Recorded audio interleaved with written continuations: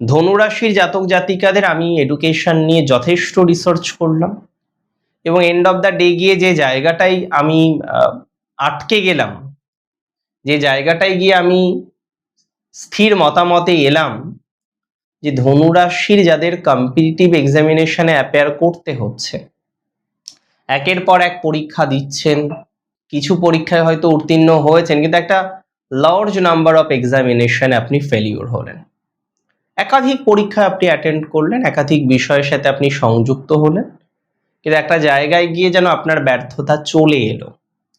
এই যে ব্যর্থতা চলে এলো, এই যে আপনি ফেলিওর হলেন, আমি মনে করি সেকেন্ড টাইম একটা চান্স পাবেন।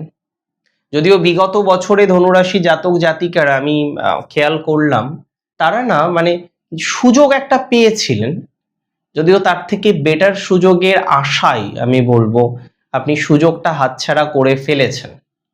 এখন শাস্ত্রে বলে গতস্য শোচনা নাস্তি, আমিও আপনাদের একই কথা বলবো, যা হয়ে গেছে তা তো হয়ে গেছে, সেটি নিয়ে আমরা নাইবা ভাবলাম, সেটি নিয়ে আমরা নাইবা পরিকল্পনা করলাম। যেটা হয়ে গেছে সেটা তো হয়ে গেছেই, সেটি নিয়ে নতুন করে ভাবনা চিন্তার কি কোনো প্রয়োজনীয়তা আদতেও আছে? আমার তো মনে হয়নি। আমি এটা বিশ্বাস করি, ধনুরাশির জাতক জাতিকাদের এই পরামর্শটাও আমি দিতে চাই। আপনাদের জীবনচক্রে একাধিক ডেভেলপমেন্টের সুযোগ বা সম্ভাবনা আছে, অনেক ক্ষেত্রে আপনারা অগ্রগতির সম্মুখীন হতে পারবেন, অনেক ক্ষেত্রেই নিজেদেরকে গুছিয়ে নিয়ে ভালো একটা জায়গায় আপনারা যেতে পারবেন, এটা দায়িত্ব নিয়ে বলতে পারি।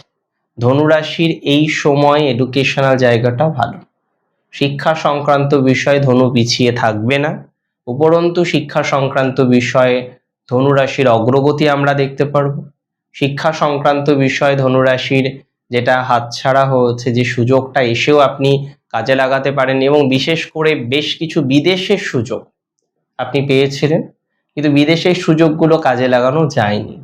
তো যারা বিদেশের সুযোগ পেলেন, পাওয়ার পর কাজে লাগাতে পারলেন না, আমি আপনাদের বলছি আপনারা পুনরায় সুযোগ পাবেন, পুনরায় সুবিধাজনক জায়গা তৈরি করতে পারবেন এবং বেশ কিছু সুযোগ আলটিমেটলি আপনি কাজেও লাগাতে পারবেন।